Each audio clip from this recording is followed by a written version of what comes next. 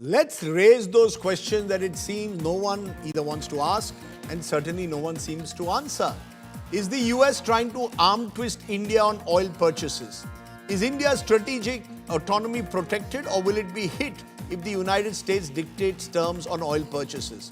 Will India actually halt oil imports from Russia or only diversify its basket further? Will there be friction within with the Trump administration on this issue? Joining me now, our special guest, Ambassador Zalmay Khalilzad is 26th US representative to the UN, a former US ambassador. KC Singh is former Indian ambassador, and Dr. Brahma Chellaney is strategic affairs expert. Thank you all very much for joining us. Before I come to you, I just want to play what Foreign Secretary Vikram Misri has said today on the contentious issue, maintaining that the foremost priority, he said, was to safeguard the interests of Indian consumers, but added oil refiners will decide where to import oil from depending on market conditions. Listen in to him and then we'll come to our guests. Our approach is to maintain multiple sources of supply and diversify them as appropriate to ensure stability.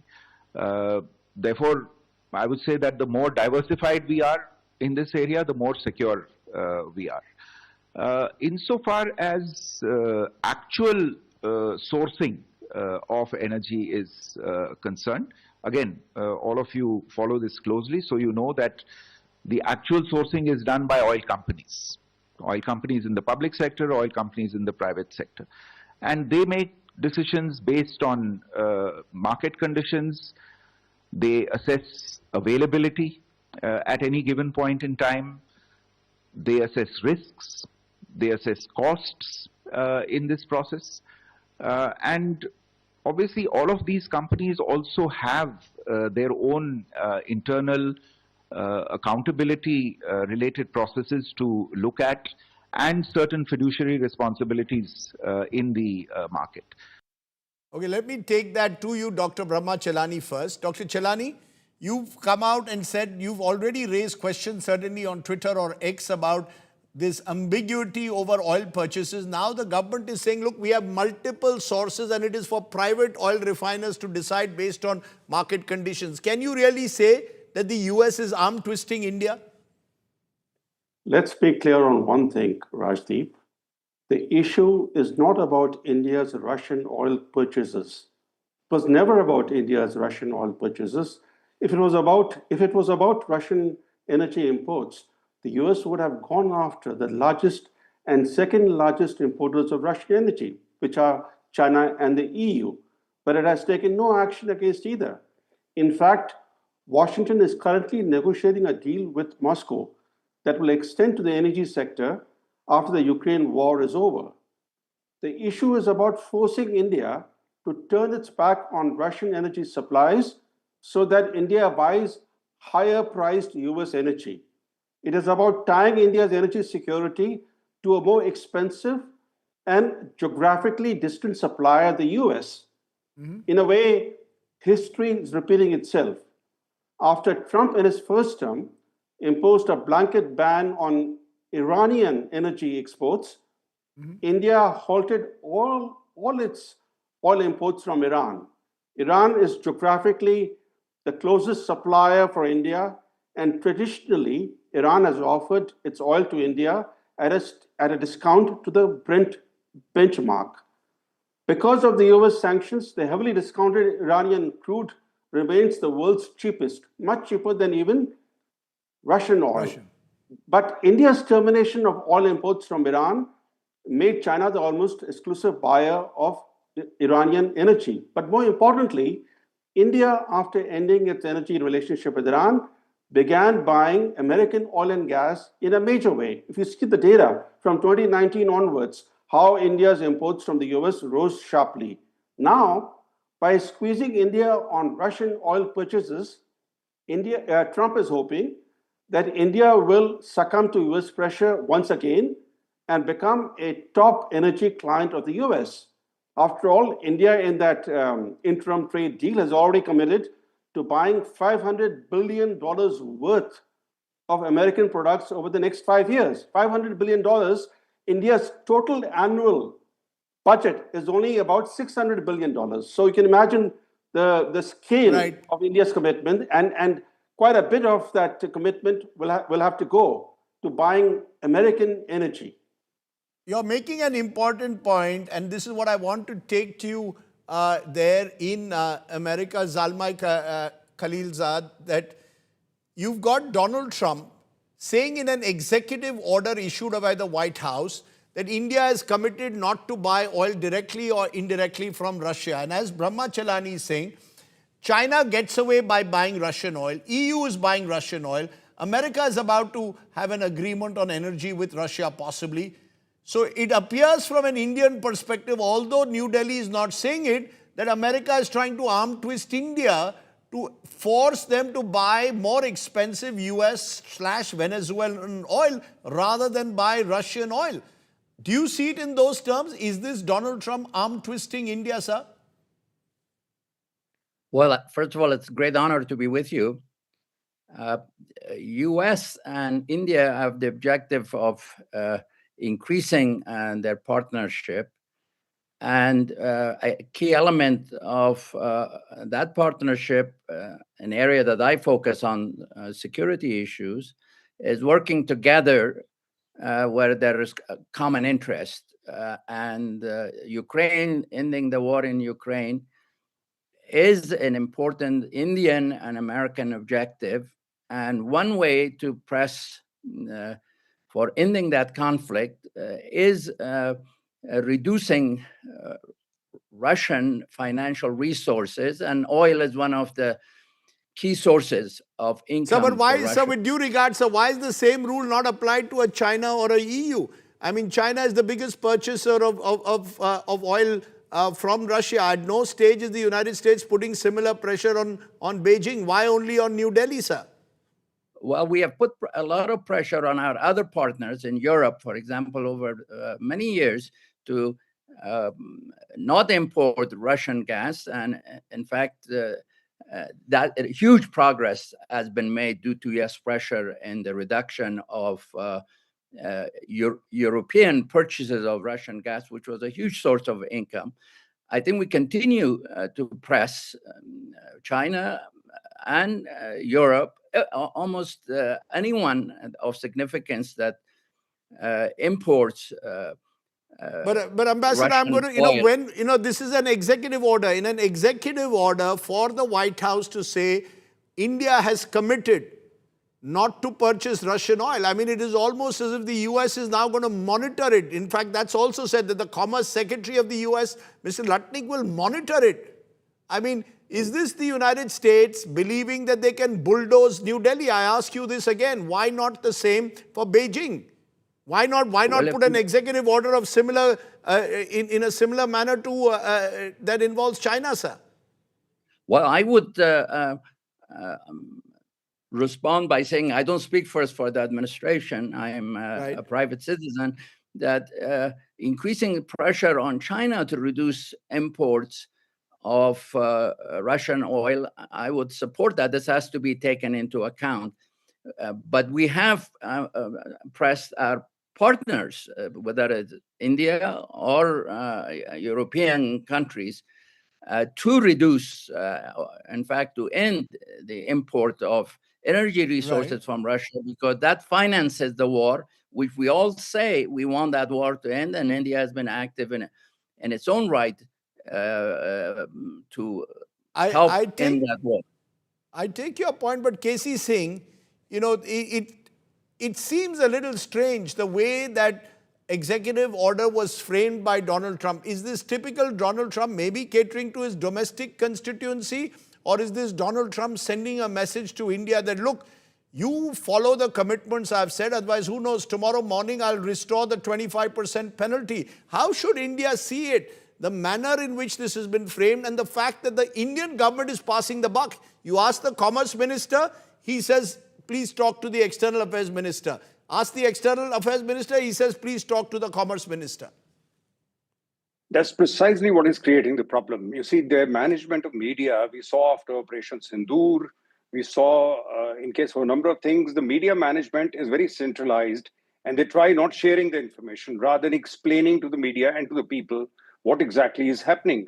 In fact, the Chinese, you see the information today, have already upped their imports from Russia. They're going to pick up that oil which India was taking immediately. It's gone up by 1 million barrels.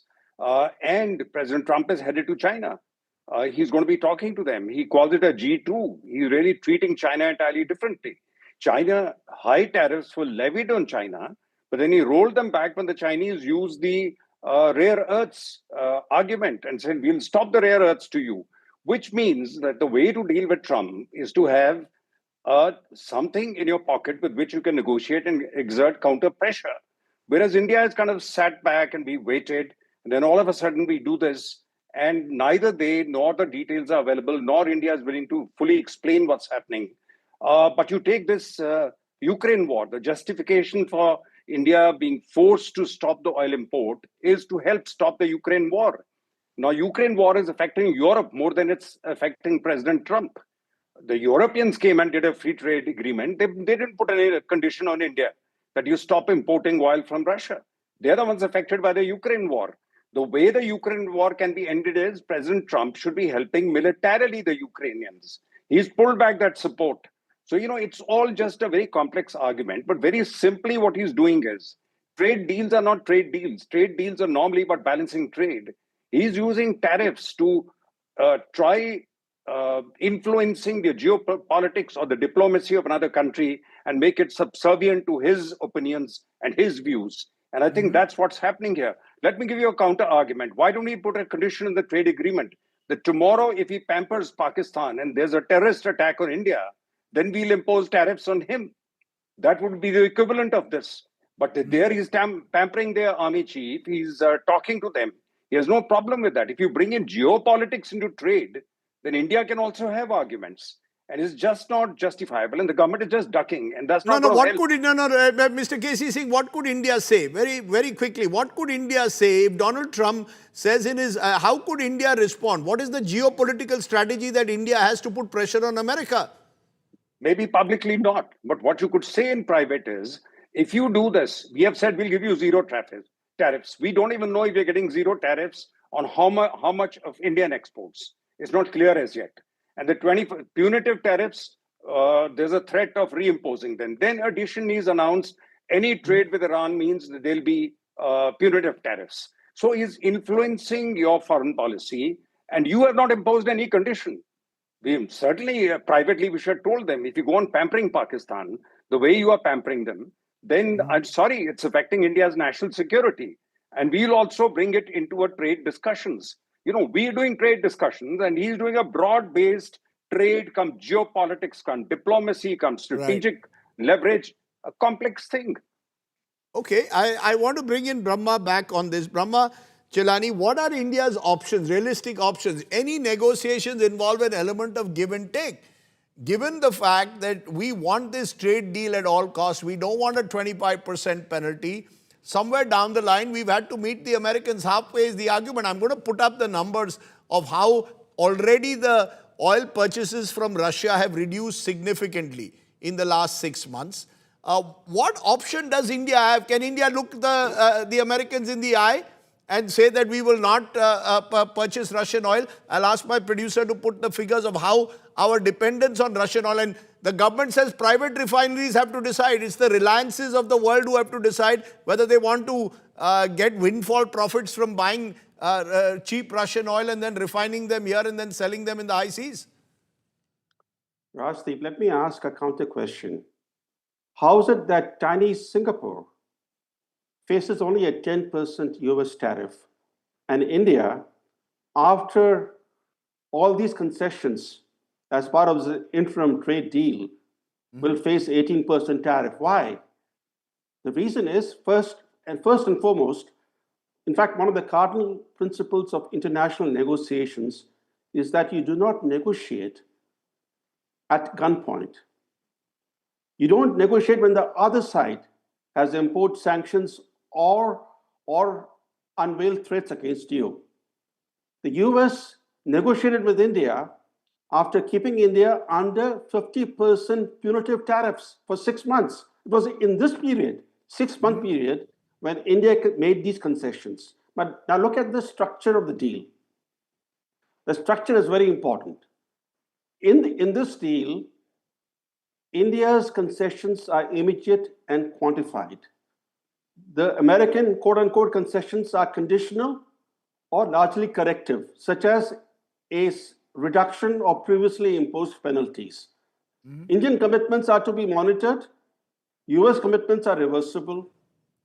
For India, the deal is just a restoration of US market access that was taken away by the punitive tariffs of last year.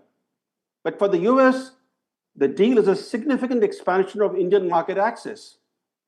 And one other point, Washington today is essentially charging India an 18% fee to enter the American market while demanding India open its own market for zero fee. This is the essence of the deal. Right. Now, how is it that Singapore is a better negotiator than India? Why? Why don't we learn from smaller countries how to negotiate? How do you negotiate? How do you negotiate with America when you are under withering 50% tariffs? You try to be the good boy. You refuse to have any counter tariffs imposed on the US. You decide that you will negotiate while under those draconian tariffs. The result is what we see today. I take your point, but I want to also get a counter. Zalmay Khalilzad, do you really believe that this, in the manner in which Brahma Chellaney is putting this structure of this deal is one-sided, where America is setting all the conditions, oil being one of them? Do you believe that it is one-sided, or you believe it's that is not how we should view this deal? We should view this as a major breakthrough. I am of the view that this is a major and important breakthrough, although the details have to be still negotiated. It's a framework agreement at this point. And that if you read the US media and discussions here, like India being a democratic society and polity, there is a lot of criticism of the US, of the administration position, that nothing has changed fundamentally in the Indian stance since the imposition of the additional tariffs, and that this was done because of the success that India had with EU on a free trade agreement, that India stood rather firm in terms of its position. So yes, of course, both sides, analysts and those who follow this in detail, will have questions. Congress would get involved in the United States, and Parliament will get involved in India. But I believe, given the geopolitical and geoeconomic circumstances in which the world is today, and given President Trump's use of tariffs as a tool, which is very unique to him personally, to advance U.S. interests as he sees them. This is, I think, probably as a result of a lot of hard work and involvement of the two leaders to judge that this is at this time in the best interest of both countries. 30 seconds only, KC Singh. Therefore, going ahead, do you believe when India says we are diversifying, the official MEA statement is we have a diverse oil basket? Should we take it at face value? A very quick comment. Well, the problem is not that you won't get oil from elsewhere, although Trump would like you to buy the Venezuelan oil. That's all good. Even Ambani is very happy with it because his refineries like that oil. But the issue is that it's likely to affect your relationship with Russia. So which means oil is being used as a weapon to detach you from Russia, which has been traditionally a very reliable partner, ally of India, and has helped us during difficult times. So, it is a way of influencing your foreign policy, not just your commercial or trade policy or your petrochemical policy. That is no issue. You'll get it from somewhere else. And the price is low in any case at the moment, unless the war breaks out in Iran. But if you allow yourself, you've had a new yardstick, it's been fixed, which means a future president knows how to press India, will press you accordingly. It means that India can be pressurized like this. And that is, I think you said, You're setting an example which is not a good example. Just very quickly, Rajdeep, so the cases of the tariffs is before the US Supreme Court.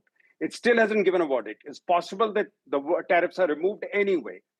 Secondly, he's going to China. Trump is going to China. We could have waited for that to see that his differences multiply with China. He might have come back to us with a better deal.